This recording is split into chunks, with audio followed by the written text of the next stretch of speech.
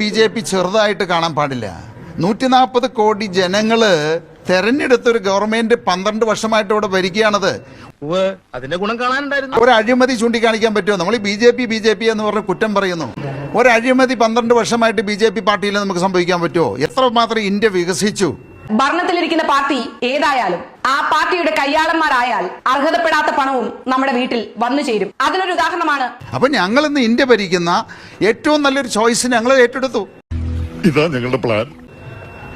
ഇനിയുള്ള യാത്ര തീർച്ചയായിട്ടും കേരളത്തിൽ ചൂടുറപ്പിച്ച് നിൽക്കുമെന്നാണ്. കേരളത്തിലേക്ക് തിരിച്ചു കൊണ്ടുവരിക എന്നുള്ളത് NDAയുടെ ആവശ്യമായിരുന്നു, നരേന്ദ്രമോദിജിയുടെ ആവശ്യമായിരുന്നു. അല്പന ഐശ്വര്യം കിട്ടിയാൽ അർദ്ധരാത്രിക്ക് ഉടപിടിക്കുന്നു കേട്ടിട്ടേ ഉള്ളൂ. എൻ്റെ പ്രസൻസ് അല്ലെങ്കിൽ എൻ്റെ സേവനം കേരളത്തിന് ആവശ്യമുണ്ടെന്ന് BJPയും NDAയും തീരുമാനിച്ചു. ആ ഉറപ്പ് അംശയെന്ന് കിട്ടിക്കഴിഞ്ഞു. നമുക്ക് അങ്ങനെയുള്ള കാര്യങ്ങള് എനിക്കിതൊക്കെ ഒരു ത്രില്ലായിട്ടാണ് തോന്നുന്നത്. ജീവിതത്തിൽ എന്തെങ്കിലുമൊക്കെ ഒരു തമാശയൊക്കെ വേണ്ടേ? ഞങ്ങള് ഞാൻ പറഞ്ഞല്ലോ, BJP എന്ന് പറയുന്നത് ഒരു വ്യക്തിയിൽ നിൽക്കുന്ന ഒരു പ്രസ്ഥാനമല്ല. പുതിയ അടവാണ്. അതില് പ്രധാനമന്ത്രി മുതല് എല്ലാ ആളുകളും അറിയാതെ ഏതെങ്കിലും ഒരു തീരുമാനം ആർക്കെങ്കിലും എടുക്കാൻ സാധിക്കുമോ? അതില് അല്ല, അളിയന്നല്ല ഫോമിലായല്ലോ. അപ്പോ അറിയേണ്ടവർ അറിഞ്ഞിട്ടുണ്ട്, അറിയിച്ചിട്ടുണ്ട്. അവരുടെ കൺസെന്റോട് കൂടിയാണ് ഈ ചടങ്ങ് നടക്കുന്നത്. ഞാനൊന്നും കണ്ടത്തില്ല. 2020 NDAയിലേക്ക് പോയതിൽ ആ സംഘടനയിൽ ഒരു വിഭാഗത്തിന് കടുത്ത എതിർപ്പുണ്ട്. ഒന്നുമില്ല. ഇതിപ്പോ TV-ല് ന്യൂസ് വരുമ്പോഴാണ് ഞങ്ങൾ പറയണത്. ഞങ്ങളെപ്പോലുള്ളവരോട് കമ്മ്യൂണിക്കേഷൻ ഉണ്ടായില്ല. പാർലമെന്ററി ബോർഡ് മെമ്പേഴ്സിനോട് അവർക്കൊന്നും അറിയില്ല ഇങ്ങനെ ഒരു സംവിധാനം നടക്കുന്നതും ഇങ്ങനെ ഒരു കൂടിച്ചേരലിന്റെ കാര്യങ്ങളൊന്നും തന്നെ അവർക്ക് അറിയില്ല. മനസ്സിൽ കുറ്റബോധം തോന്നി തുടങ്ങിയാൽ പിന്നെ ചെയ്യുന്നതെല്ലാം യാന്ത്രികമായി. അപ്പോൾ വരും ദിവസങ്ങളിൽ കൂടുതൽ 2020യുടെ പ്രവർത്തകർ അല്ലെങ്കിൽ ഭാരവാഹികൾ കൂട്ടത്തോടുകൂടി കോൺഗ്രസിലേക്ക് വരുമെന്നുള്ള സൂചനയാണ് ഇതിലൂടെ നൽകുന്നത്. ഞാനൊരുത്തൻ ഇവിടെ തെരുവാധാരായി നടക്കുന്നതിൽ നിനക്ക് ഒരു വിഷമവും ഇല്ല. കാരണം പഞ്ചായത്ത് തെരഞ്ഞെടുപ്പിന് ശേഷം സാബു എം ജേക്കബിന് ഒറ്റയ്ക്ക് നിന്ന് പ്രവർത്തിക്കാൻ യാതൊരു രീതിയിലുമുള്ള ശക്തിയില്ല എന്ന് മനസ്സിലാക്കിയപ്പോഴാണ് സാബു എം ജേക്കബ് BJP മുന്നണിയിലേക്ക് പോയത്. നീ അല്ലേലും മനസാക്ഷി ഇല്ലാത്തവനാണ്. ഇത് സാബു എം ജേക്കബിന്റെ പാർട്ടിയുടെ അന്ത്യം കുറിക്കുന്ന ഒരു തീരുമാനമായിരിക്കും. തറവാടിന് പറയുന്നു. തന്റെ തറവാടിന്റെ ഗുണമൊന്നും എന്നോട് പറയണ്ട. 2020യുടെ NDA പ്രവേശം സാബു എം ജേക്കബ് ഒറ്റയ്ക്കെടുത്തതെന്ന ആക്ഷേപം. മുന്നണി പ്രവേശനത്തെക്കുറിച്ച് അറിയില്ലെന്നും എന്റെ ബുദ്ധിപരമായ നീക്കം കണ്ടിട്ട് എന്ത് തോന്നുന്നു? ഒന്നും തോന്നുന്നില്ല.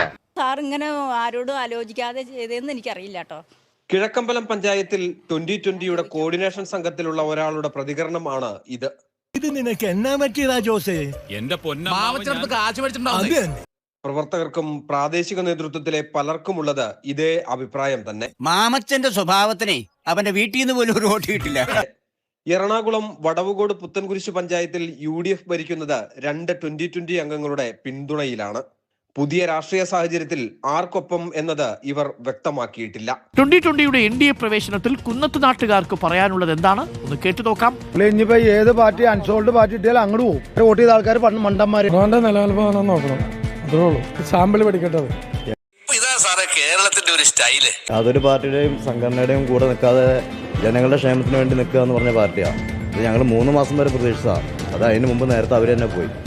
എന്നെ സ്വപ്നം കാണാൻ പഠിപ്പിച്ചവനായിരുന്നു.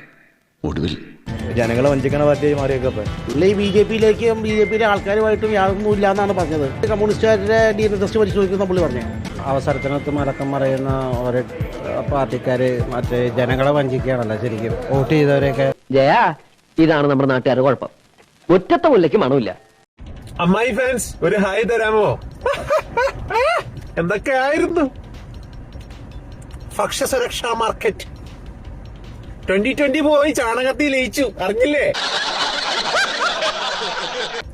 എന്നെ പോലെയുള്ള ഒരു ക്രിസ്ത്യാനി ലീഡ് ചെയ്യുന്ന ഒരു പാർട്ടിയുമായിട്ട് അങ്ങനെ അവർ സഖ്യമുണ്ടോ? അപ്പൊ അവർക്കായി ഈ പ്രിവിലേജ്ഡ് ക്രിസ്ത്യാനികൾ, അത് സാബുണ്ണ തന്നെ പറഞ്ഞു, ഞങ്ങൾ ക്രിസ്ത്യാനികൾ അല്ല, പ്രിവിലേജ്ഡ് ക്രിസ്ത്യാനികൾ എല്ലാം പോയി അവിടെ പോയി അടിയും. ഇത് ഞാൻ നേരത്തെ പറഞ്ഞിട്ടുണ്ട്.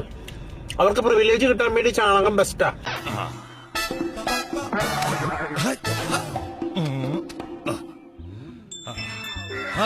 അപ്പൊ നമ്മുടെ മുണ്ടുമടക്കി കുത്താൻ അറിയാവുന്ന ചേട്ടൻ മുണ്ടുമടക്കി കുത്തുന്നതിന് മുമ്പ് നല്ല ജെട്ടി ഇടണം എന്നുള്ളത് പുള്ളി പഠിച്ചു. അതുകൊണ്ട് നല്ല ജെട്ടി ഇട്ടു, അത്രേ ഉള്ളൂ. അല്ലാണ്ട് ഇതിൽ വേറെ റോക്കറ്റ് സയൻസ് ഒന്നുമില്ല. അപ്പോ നമുക്ക് നേരത്തെ അറിയാമായിരുന്നു പുള്ളി നല്ല മുണ്ടുമടക്കി കുത്താൻ അറിയാം, മലയാളം സംസാരിക്കാൻ അറിയാം. മുണ്ട് മടക്കി കുത്തിട്ട് നല്ല ചെട്ടി ഇട്ടേ പറ്റൂ. അതിന് വേണ്ടിയിട്ടാണ് പുള്ളി പോയത്. പിന്നെ സാധ്യത ഇല്ലാതില്ല. അതിന്റെ ഇടയിൽ കൂടി കുറച്ച് സ്യൂഡോ ഫെമിനിസ്റ്റുകൾ എന്ന് പറയപ്പെടുന്ന അല്ലെങ്കിൽ പറയാൻ പറ്റുന്ന ടൈപ്പ് സൈസ് സാധനങ്ങളൊക്കെ വന്ന് എന്നെ ചൊറിഞ്ഞായിരുന്നു. രാത്രി ഉറക്കമേ ഇല്ല. ആ സമയത്ത് ഞാൻ ഇതിങ്ങോട്ട് എടുക്കും. അമ്മായി എന്ന് വിളിച്ചതിന് മലയാളത്തിൽ ആന്റിയെ അമ്മായി എന്ന് വിളിച്ചാൽ അത് അശ്ലീലമല്ല. കേട്ടോ സൂഡോ ഫെമിനിസ്റ്റുകളെ? എന്താണ് പ്രശ്നം? ഒരു ചെറിയ പ്രശ്നം സോൾവ് ആക്കാൻ നോക്കിയതാ വലിയ പ്രശ്നമായി. കുറച്ച് മസിലുള്ള ചേച്ചിയും മസിലില്ലാത്ത ചേച്ചിയൊക്കെ ഉണ്ടായിരുന്നു. അപ്പൊ അമ്മയുടെ കൂടെ പോയിട്ട് കുറച്ച് ചാണകം വാരി ഇങ്ങനെ തേച്ചോ സൺസ്ക്രീൻ ആയിട്ട് യൂസ് ചെയ്യാം നല്ല വെയിലുള്ള ദിവസം. അതെ അത് ഞാൻ അങ്ങോട്ട് പറയാൻ തുടങ്ങിയായിരുന്നു. എന്തായിരിക്കും ഈ തീരുമാനത്തിന് പിന്നിൽ? അതായത് ഇത്രയും കാലം ഒരു സ്വതന്ത്ര ലൈനായിരുന്നു, ഒരു മതേതര നിലപാടായിരുന്നു.